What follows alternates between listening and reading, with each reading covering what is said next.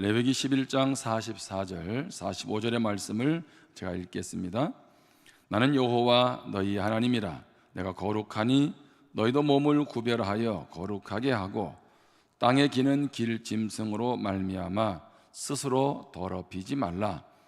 나는 너희 하나님이 되려고 너희를 애굽 땅에서 인도하여 낸 여호와라. 내가 거룩하니 너희도 거룩할지어다. 아멘. 제가 최근에 읽은 책 중에 이런 세상에서 어떻게 믿음을 지킬까, 이런 책이 있습니다. 미국의 알리스테어 백이라고 하는 목사님이 지은 책입니다. 이 목사님이 책의 서문에서 이렇게 표현을 했습니다. 바람의 방향이 바뀌었다. 바람의 방향이 바뀌었다. 아마 오늘 제목을 왜 제가 바람의 방향을 바꿔야 하는지 아마 이 서문과 연관되어 있다고 여러분이 아마 이해하실 겁니다. 이분은 미국에서 살면서 처음으로 하나님의 백성들의 심적인 상태가 변했다고 느꼈다는 것이죠. 단순히 교회에 출석하는 사람들이 가만히 생각해 보니까 무언가 변했다, 그런 말이 아니고요, 예수를 온전히 믿고 주님의 제자로서 훈련되고 주님 말씀에 순종하기로 결단한 사람들이 가만히 세상을 바라보니까, 또 신앙 믿음 안에 있는 사람들을 바라보니까 무언가 변했다는 것입니다. 미국의 사회라고 하는 것이 이제 더 이상 믿는 사람들이 갖는 관점을 받아들이지 않는다는 것입니다. 여러분 잘 아는 것처럼 동성애도 그렇고요, 이제 함부로 말할 수가 없는 미국 사회가 되어가고 있다는 거죠. 기독교적 가치를 주장하는 것이 이제 도리어 사회로부터 하지 말라고 하는 그러한 상황 속에 봉착돼 있다는 것입니다. 목사님 표현에 의하면 미국은 5년 사이에 바람의 방향이 바뀌었다는 것입니다. 세속주의의 바람이 거세게 몰려오고 있다는 것입니다. 이제 영국이나 미국이 기독교 국가라고 하는 말은 옛말에 불과하다는 것입니다. 우리 한국교회는 청교도 신앙과 함께 영국교회, 미국교회에 대한 신앙 얘기를 많이 했습니다. 물론 지금도 미국 교회가 없다는 것은 아닙니다. 그런데 실제적으로 그 내부로 들어가 보면 이제 더 이상 영국이나 미국은 기독교 국가라는 말이 어울리지 않는다는 것입니다. 팀 켈러 목사님은 이 상황을 이렇게 표현합니다. 우리는 그리스도인이 된다고 해도 사회적으로 아무런 유익이 없는 새로운 시대에 접어들었다. 유익은커녕 오히려 대가가 따른다. 많은 곳의 문화가 점점 신앙에 대해 적대적으로 변해간다. 이제 사람들에게 기독교는 불쾌할 뿐 아니라 이해할 수 없는 것이 되어가고 있다. 기독교라는 것이요, 불쾌하다는 거예요. 이해할 수 없는 사람들, 이렇게 지금 의식하고 있다는 거죠. 세속주의는 성윤리, 구원, 교육, 국가의 적절한 역할, 공공복지에 대한 성경적 가르침을 무시하고 아예 밀어내 버리고 있습니다. 여론도 기독교에 등을 돌렸다는 것이죠. 영국의 칼럼니스트이자 사회평론가인 멜라니 필립스는 이와 같은 현상, 이와 같은 문화를 어떻게 진단하냐 하면, 종교적 기적이나 하나님의 존재와 같은 주장을 받아들이지 않는다. 이런 주장은 신화와 편협이 가득했던 지나간 원시 시대의 미신으로 취급받는다. 성경에서 말씀하고 있는 기적, 이런 주님의 놀라운 역사들이 뭐라고요? 미신, 원시 시대의 미신, 그런 시대의 하나의 신앙에 불과하다, 이렇게 지금 평론가가 언급하고 있는 것입니다. 자, 그러면 우리 한번 함께 질문해 보겠습니다. 한국 사회는 어떠한가요? 한국 사회는 그러면 기독교적 가치가 받아들여지고 있습니까? 동성애 문제부터 차별금지법 문제부터 엄청난 혼란을 겪고 있지 않습니까? 자, 한국 사회는 기독교에 대해서 우호적인가요? 한국 교회는 여론으로부터 어떤 반응을 듣고 있을까요? 교회는 지금 세속주의의 파도를 잘 넘고 있습니까? 가만히 한국 사회를 바라보아도 기독교에 대한 바람이 부정적으로 바뀌었습니다. 기독교적 가치가 소중하지만 그 가치를 지켜나가는 것이 쉽지 않다는 것입니다. 이것은 목사님, 미국 사회의 모습이고 그냥 한국 사회에 그냥 비춰지는 모습 아닐까요? 여러분, 그러면 우리 신앙의 모습을 한번 살펴보면 좋겠습니다. 지금 나의 신앙은 어디에 와 있나요? 코로나를 지나면서 우리의 신앙은 어떻게 더 주님을 더 만나고 싶어 하고 공동체로 더 모이고 싶어 하는 그런 열정으로 뜨거워졌나요? 아니면 열정이 식어지고 이런저런 이유로 신앙생활이 주저앉고 있나요? 참으로 이런 시대에 어쩌면 우리는 이미 바람이 바뀌어 있는 그 깊숙한 중앙 속에 와 있지 않나, 그런 생각을 하게 됩니다. 여러분, 그러면 이런 세속주의 바람 앞에서 우리는 주저앉아야 합니까? 그대로 멈추어 서야 합니까? 아니요, 바람의 방향을 바꾸어야 합니다. 바람의 방향을 바꾼다는 것은 무엇입니까? 세속의 가치에 굴하지 않고 믿음의 가치로 살아간다는 것입니다. 세상을 거슬러 하나님의 나라를 이루어가는 삶을 의미합니다. 여러분, 마이너리티라는 말을 하지요. 여러분, 기독교가 언제 모든 사회 속에서 가장 주도적이었나요? 기독교가 공인되는 로마, 여러분, 그때부터 기독교는 도리어 타락하지 않았습니까?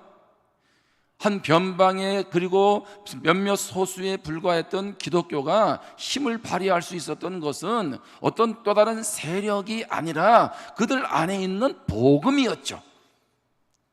그들 안에 하나님 나라를 이루고자 하는, 또 그 나라를 갈망하는 신앙의 뜨거운 열정들이 그들 가운데 머물렀다는 겁니다. 숫자로 모든 것을 주도했던 그 로마 국교가 됐던 그 상황은 도리어 영적인 타락과 함께 기독교의 몰락을 가져오지 않았습니까?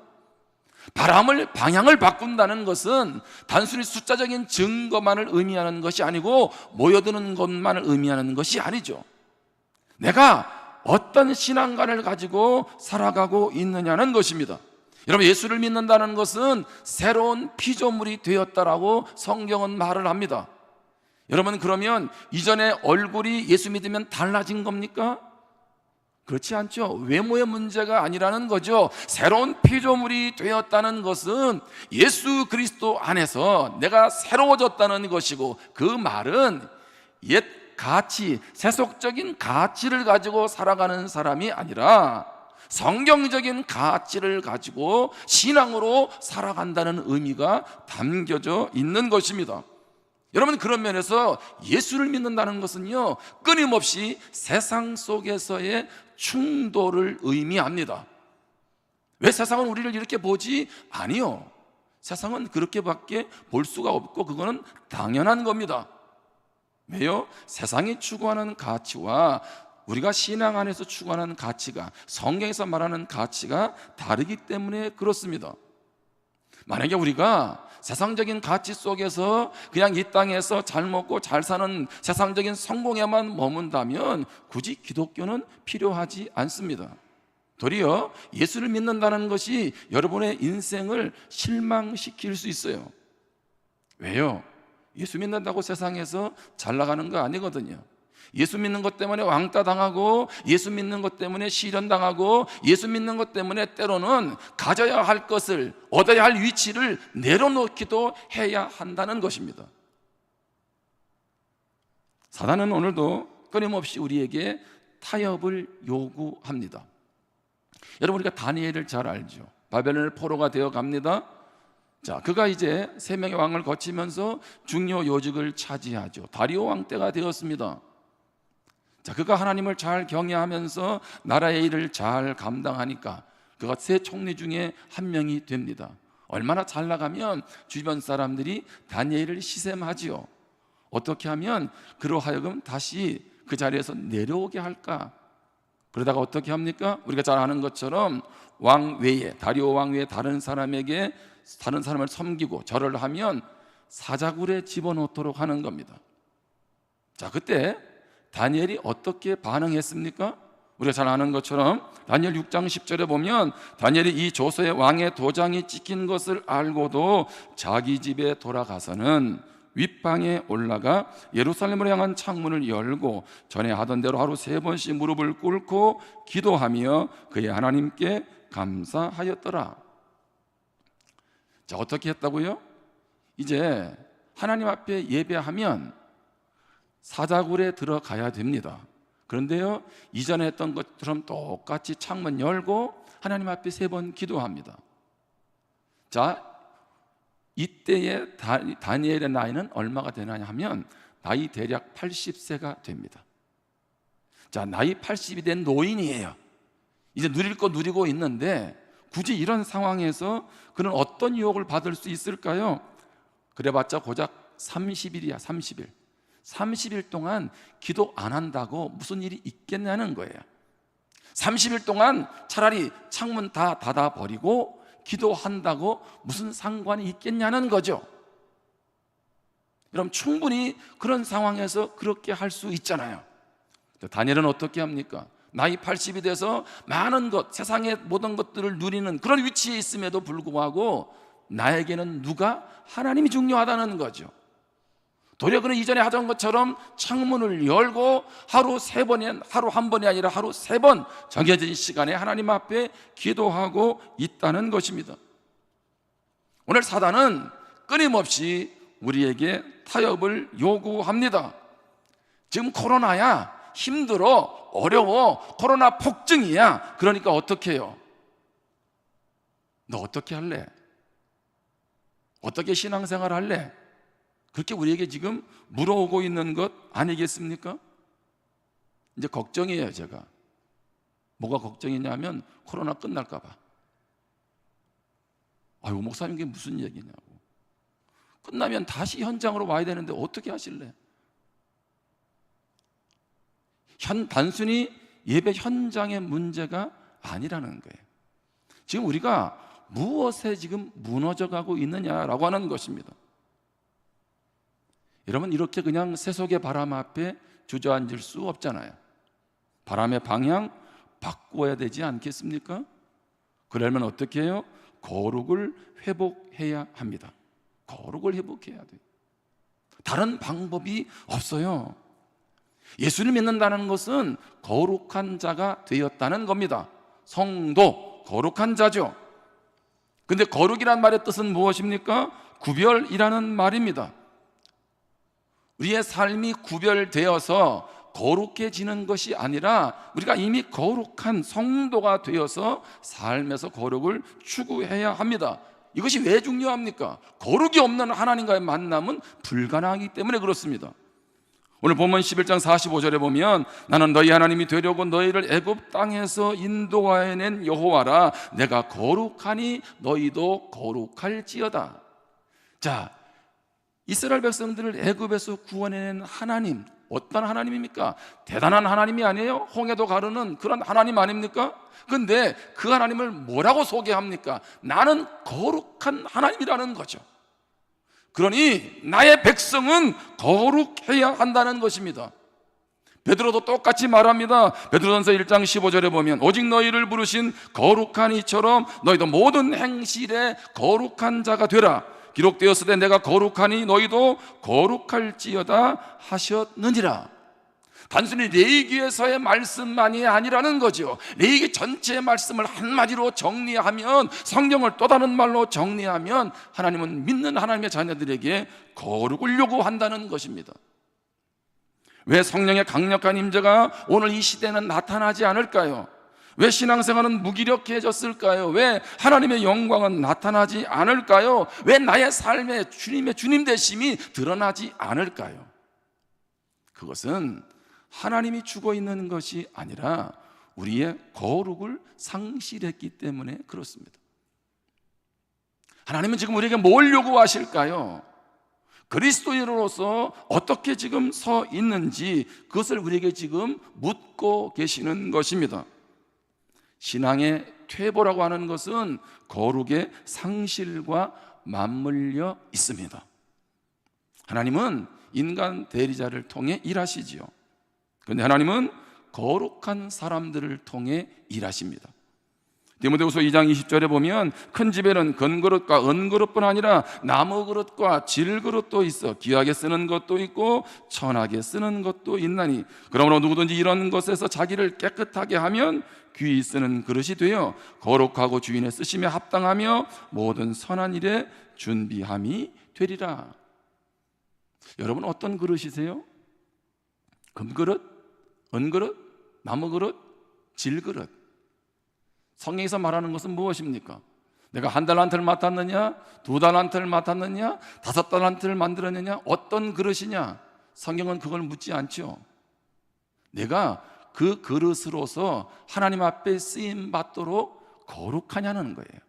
깨끗하냐는 거죠. 사람들은 자꾸 크기를 이야기하고 사람들은 비교해서 말하고 신앙을 끊임없이 남과 비교해서 말하지만 하나님은 우리를 한 개인으로 보시죠. 그리고 뭐라고 말씀하세요? 너 어떤 그릇이냐? 여기서 묻는 어떤 그릇은 깨끗하냐? 그것을 지금 물으시는 것 아니겠습니까? 히브리서 12장 14절에 보면 모든 사람과 더불어 화평함과 거룩함을 따르라. 이것이 없이는 아무도 주를 보지 못하리라. 화평함과 아울러서 거룩하지 않으면 주님을 보지 못한다는 겁니다. 다시 말합니다. 왜 나의 삶에서는 주님의 영광이 나타나지 않을까? 왜 나의 삶에는 살아계신 주님의 영광이 나타나지 않을까? 그것은 이미 내가 거룩을 상실하고 있기 때문에 그렇습니다. 하나님 문제가 아니라는 거예요. 그리스도인들은 편지라고 말을 하지요.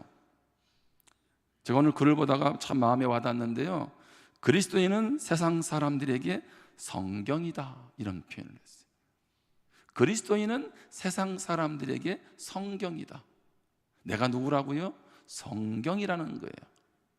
믿지 않는 사람들은 나를 통해서 하나님이 어떤 분인지를 알게 된다는 거죠. 말씀을 통해서 하나님이 어떠하심을 알듯이 바로 믿는 그리스도인 우리 개개인은 어떤 사람이라고요? 성경이라는 거죠. 우리를 통해서 하나님께로 나아가게 되고 하나님을 만나게 된다는 것입니다. 그런 우리는 거룩함, 구별됨으로 하나님 앞에 나아가야 합니다. 레위기 11장 15장까지 또 정확히 말하면 20장까지는 정결에 대한 말씀을 하죠. 부정한 것, 정결한 것, 정결법에 대한 얘기를 하죠. 자, 11장부터 15장까지는 의식적 정결법을 얘기합니다. 이 정결법의 결론이 오늘 본문 11장 45절입니다. 내가 거룩하니 너희도 거룩할지어다. 자, 레위기 18장부터 20장의 윤리적 정결법의 결론은 뭘까요? 레위기 20장 26절입니다. 너희는 나에게 거룩할지어다. 이는 나 여호와가 거룩하고 내가 또 너희를 나의 소유로 삼으려고 너희를 만민 중에서 구별하여 쓰미니라. 의식적으로도 윤리적으로도 그 정결해야 되는데 그 핵심은 무엇입니까? 하나님처럼 거룩해라, 구별하라는 것입니다. 자, 11장에서는 정결한 동물, 부정한 동물, 음식법에 대한 얘기를 합니다. 12장에서는 산모가 출산하고 난 다음에 부정결한 것에 대해서 말하죠. 13장, 14장은 심각한 표피 질환의 부정결을 말합니다. 15장은 신체의 유출, 피를 흘리는 것에 대한 부정결에 대해서 말을 합니다. 의식적인 정결과 부정결에 대한 말을 하는 거죠. 자, 이전에 우리는 이제 신앙생활 오래 한 분들은 이 레위기의 말씀을 배울 때마다 그런 생각을 했죠. 이런 음식은 먹어야 되고 이런 음식은 먹지 말아야 되고, 그래서 이것을 성경에서 왜 이렇게 표현했을까라고 할 때 이건 건강으로 볼 때 이건 몸에 유익하고 유익하지 않아서라는 표현을 많이 했습니다. 또는 문화적인 차이를 가지고 이해하기도 했습니다. 여러 가지 어떤 이제 이렇게 하나님이 하신 의도에 대한 이야기들이 있었어요. 그런데 무엇이 정결하고 무엇이 부정할까요? 그 증상과 그 원인과 기준은 무엇일까요? 저는 여러 글들을 참고해 볼 때 생명과 죽음이라는 거예요. 무엇이 정결한 것인가? 무엇이 부정한 것인가? 생명과 연결된 것은 정결한 것이고 죽음과 연결된 것은 뭐예요? 부정하다는 거죠. 예를 들면 11장에서 육식동물과 죽은 시체, 자, 그것을 만지게 되면 어떻게 됩니까? 죽음과 가깝잖아요. 그러니 부정결한 겁니다. 12장에서 아이를 낳았습니다. 피가 나왔죠. 여인이 하혈을 합니다. 자, 피가 빠져나온다는 건 뭐예요? 생명을 잃을 수가 있다는 거죠. 죽음과 연관된다는 겁니다. 13장 14장에서 표피의 질환이 있습니다. 악성 피부 질환자는 마치 뭐가 같아요? 송장의 피부와 같다는 것이고요. 악성 번짐 있는 건물 같은 경우는 뭘 연상합니까? 무덤을 연상시킨다는 거죠. 무엇이 정결한가? 무엇이 부정한가? 그것은 바로 생명과 죽음과의 그것을 통해서 결정된다는 것입니다. 그렇다면 거룩을 추구하는 삶은 어떤 삶일까요? 우리가 거룩을 회복해서 방향을 다시 바꾸어 가야 하는데 11장부터 15장에서 거룩을 추구하는 삶은 어떤 삶입니까? 그 첫 번째가 일상의 삶에서 구별되어야 합니다. 일상의 삶에서. 우리가 늘 하는 이야기죠. 일상 11장에서 15장에 보면 의식적으로 의식법이라고 불리는 이 문자적인 의미들은 폐지되었지만 원리는 그대로 이어져 지켜져야 합니다. 자, 우리의 거룩을, 우리의 구별됨을 방해하는 것은 무엇일까요? 멀리 있는 것이 아닙니다. 우리 삶의 주변에 아주 밀착되어 있고 가까이 있다는 겁니다. 자, 11장에서 15장까지 보면 육지의 짐승, 물에 있는 것들, 공중의 새, 곤충, 땅속 생물, 아이를 낳는 여인, 나병과 악성 피부병, 의복, 집안의 곰팡이, 몸의 유출병, 다 이런 것들이 어디에 있나요? 다 내 삶의 주변에 있잖아요. 여러분 한 주간 큐티하면서 좀 힘들지 않으셨어요? 뭐가 정하다, 뭐가 부정하다, 분리하기도 쉽지 않아, 그렇죠? 그런데 그것의 의미는 정확히 뭘 의미하는 겁니까? 우리가 여기서 하나 깨닫는 것이, 아하, 거룩을 추구하는 것이 멀리 있지 않다는 거예요. 내 가족들 안에서 거룩이 이루어져야 하고, 그 교회 공동체 안에서 거룩이 이루어져야 하고, 내 일터에서 그러한 거룩이 이루어져 가야 한다는 것입니다. 왜 일상에서 구별된 삶을 살아가야 될까요? 이 죄라고 하는 것이 오염성이 강하기 때문에 그렇습니다. 한두 번 별거 아닌 것 같지만 하다 보면 습관이 되고 결국에는 중독이 됩니다. 여러분, 죄에 민감하시기를 바랍니다. 그런데 그것은 단순히 크고 눈에 보이는 죄만이 아니라, 한번 따라합시다. 작은 죄에 민감해야 한다. 아멘. 작은 죄에 민감하세요. 이거는 뭐 남들이 뭐라고 하지도 않는 문제고 크게 문제가 되지 않는다라고 하는데, 그 죄 때문에 우리가 무너진다는 거죠. 여러분, 권투 선수가 시합을 하다 보면 한 방에 상대방을 때려 눕히는 경우가 있죠. 그걸 KO 시킨다라고 하죠. 우리 인생도 한 방을 꿈꾸는 분들이 많으세요. 그래서 복권도 사지 않습니까? 근데 권투를 하다 보면 한 방에 무너지기도 하지만요, 잽에 의해서 넘어지는 사람도 많아요. 그렇죠? 계속 원, 투, 힘도 안 세. 근데 계속 이 잽 맞다 보면 뭐예요? 어느 날 넘어지지 않습니까? 신앙도 마찬가지라는 거죠. 여러분, 음식 자체가 죄는 아니죠.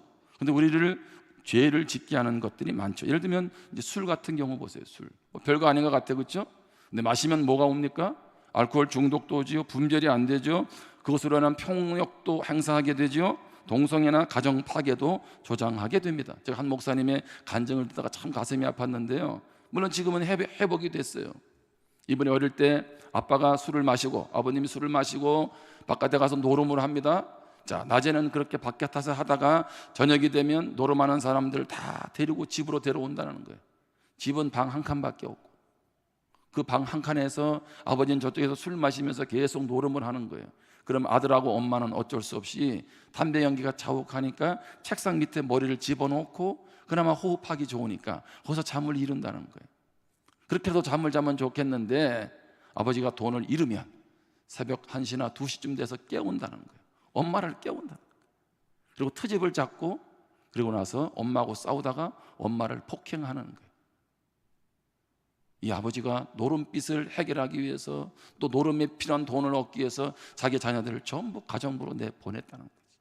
여러분, 얼마나 가슴 아픈 이야기. 근데 의외로 이런 일들이 우리 가정에 아직도 있더라고요. 형태만 달리할 뿐이지. 베드로전서 1장 14절부터 16절에 보면 너희가 순종하는 자식처럼 전에 알지 못할 때에 따르던 너희 사욕을 본받지 말고 욕망을 따라가지 말라는 거죠. 15절에 오직 너희를 부르신 거룩한 이처럼 너희도 모든 행실에 거룩한 자가 되라. 모든 행실에. 오늘 이 말씀을 윤리 교과서로 듣지 않기를 바랍니다. 윤리 도덕책 보면은 이거 하고 하지 마라 이렇게 돼 있잖아요. 그런데 우리의 거룩은 무엇과 연결되어 있어요? 하나님의 만남과 연결되어 있는 거죠. 그분의 풍성함과 나의 거룩과는 밀접하게 연관되어 있죠. 그렇기 때문에 일상의 삶에서 구별됨, 거룩함을 추구하라는 거죠. 또 한 가지는 지체의 연약함을 돌아보는 겁니다.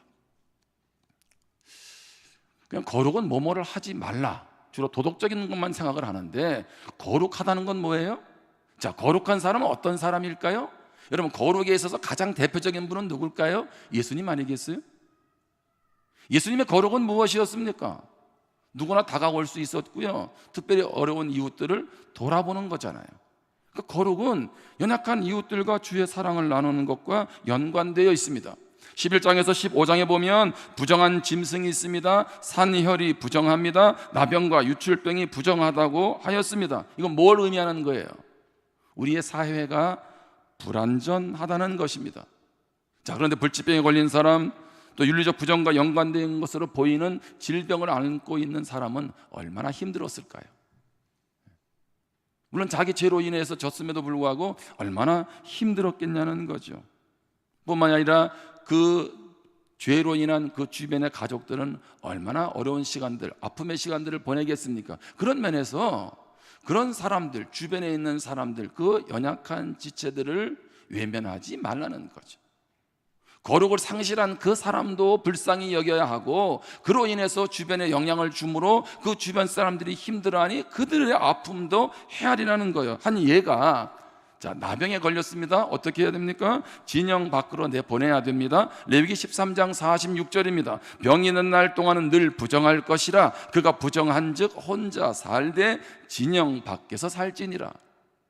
여러분, 그러면 나병 있는 동안에는 그럼 뭘 먹고 살아야 되나요? 성 밖으로 내보내는데 그들은 어떻게 살았을까요? 그거는 이스라엘 공동체가 음식을 그들에게 가져다 주었다는 거죠. 그러니까 그들이 생명을 유지할 수가 있었던 겁니다. 예수님이 행하신 갈릴리 초기 사역을 보면 나병 환자를 치료해 주세요. 마가복음 1장 41절입니다. 예수께서 불쌍히 여기사 손을 내밀어 그에게 대시며 이르시되 내가 원하노니 깨끗함을 받으라 하시니. 자, 이 환자는 어떤 환자예요? 나병 환자예요. 자, 모습이 어떻게 했습니까? 다가가고 싶지 않잖아요. 근데 예수님은 그에게 어떻게 했어요? 손을 내밀어 그에게 대십니다. 저는 이 사실만으로도 나병 환자는 얼마나 위로를 받았을까 그런 생각을 합니다. 이건 뭘 의미하는 거예요? 구약에서는 진영 밖으로 나가야 하지만 예수님 안에서 이제 더 이상 그 의식법은 문자적으로 지킬 필요가 없는 거죠. 자, 주님은 지금 뭘 보여주고 있는 겁니까? 그 연약한 자를 향한 주님의 사랑을 보여주고 있는 거죠. 자, 침례 요한이 옥에 갇혔습니다. 자, 당신이 정말 하나님께서 보내신 메시아가 맞느냐, 우리가 기다리고 있는 메시아가 맞느냐라고 할 때 제자들을 보내서 예수님께 물었어요. 그때 예수님이 답변하시죠. 마태복음 11장 5절입니다. 맹인이 보며 못 걷는 사람이 걸으며 나병 환자가 깨끗함을 받으며 못 듣는 자가 들으며 죽은 자가 살아나며 가난한 자에게 복음이 전파된다 하라. 자, 못 걷는 사람, 여기 나병 환자가 나오죠. 못 듣는 사람, 죽은 자도 있죠. 가난한 자도 있죠. 다 누굽니까? 공동체로부터 손길이 필요한 사람들입니다. 복음은 바로 심령이 가난한 자뿐만 아니라 실제적으로 내 삶의 주변에 가난한 자들을 향한, 연약한 자들을 향해서 흘러가야 되는 거죠. 그렇게 거룩한 사람은 바로 연약한 이웃들을 돌아보는 사람이라는 것입니다. 이제 말씀을 정리하면서 또 이야기를 나눕니다. 미국의 사상가인 헨리 데이비드 소로가, 이분도 많은 책을 썼잖아, 그렇죠? 그분 책, 대표적인 책을 하나 샀는데 잘 책장이 넘어가질 않더라고요. 좀 너무 담백하다 그래야 되나? 근데 그분이 주로 글을 쓰던 곳이 어디냐면 호수가 있는 윌든 호수라는 곳이었어요. 전원 생활을 할 때 있던 윌든 호수. 그 윌든 호수를 뭐라고 표현하냐면 작지만 이 얼마나 강한 호수인가. 작은데 강한 호수라는 거예요. 그 말은 무슨 얘기예요? 물이 많고 적으면 문제가 아니라 호수가 그만큼 깨끗하다는 거죠. 한국교회 초기 그리스도인들은 진실했고 정직했습니다. 성경대로 살려고 몸부림쳤습니다. 살아가는 것처럼 탐관 오리들이 교회에 있는 곳으로는 자기가 가려고 하지 않았어요. 왜? 거기 가면 뇌물도 못 받고 예수 믿는 사람 때문에 힘드니까 아예 교회 예배당이 있는 곳으로는 나는 관리로 가지 않겠다고 그렇게 했다고 하지 않습니까? 그만큼 교인들이 불의에 대한 감시자 역할을 했다는 것입니다. 고신대학의 박영돈 교수는 한국교회를 향해서 한국교회는 많은 이들을 구원하는 데는 성공했는데 그들을 거룩하게 하는 데는 실패한 것 같다. 구원받고 축복받는 것은 열심이었는데 거룩하게 살아가는 데는 열심을 내지 못했다는 것이죠. 은혜가 어느덧 그릇된 행실을 덮어주고 합리화시키는 편리한 수단이 되어버렸다는 것입니다. 여러분, 예전에 남포교회라고 우리 그 아주 존경받았던 그 박영선 목사님이라는 분이 계세요. 지금 이제 은퇴했는데 그분이 이런 얘기를 했어요. 성화하지 않는다고 구원받지 못하는 것은 아니다. 그렇죠, 하나님의 자녀가 됐으니까. 그런데 다만 세상 사람들에게 쪽팔린다. 이 말이 엄청난 뉘앙스를 주더라고요. 여러분, 우리가 좀 부족하게 살아도 거룩하게 구별하지 않아도 예수 믿으면 천국 가겠죠, 그렇죠? 근데 목사님의 말이 뭐예요? 세상 사람들에게 쪽팔린다는 거예요. 제가 한 얘기가 아닙니다. 근데 이 말이 너무 저도 내 마음속에 다가와. 여러분, 세상 사람들에게 쪽팔려서 해야 되겠어요? 믿음의 사람들이 자존심이 있지 말이겠죠. 우리가 누굽니까? 지금은 오늘 우리가 거룩을 드러낼 때예요. 거룩을 상실하니 세상 사람들에게 얼굴도 듣지 못하는 그런 상황이 되어서는 안 된다는 거죠. 하나님은 세속의 바람에 휩쓸려하는 우리에게 바람의 방향 바꾸기를 원하십니다. 성령의 바람을 힘입어서 거룩함을 회복하기를 원하십니다. 일상의 삶에서 연약한 지체를 돌아봄으로 바람의 방향을 바꾸는 우리가 되기를 주님의 이름으로 축원합니다. 기도하겠습니다. 우리 주신 말씀을 마음 가운데 한번 곱씹으면서 기도할 수 있기를 바랍니다. 하나님은 우리에게 거룩을 요구하세요. 그래서 더 하나님과 풍성한 만남을 누리기를 원하시지요. 그럼에도 불구하고 어느덧 세속주의, 세상의 물결 속에 우리가 휩쓸려 살아가고 있지는 않습니까? 하나님은 거룩을 회복하라고 하십니다.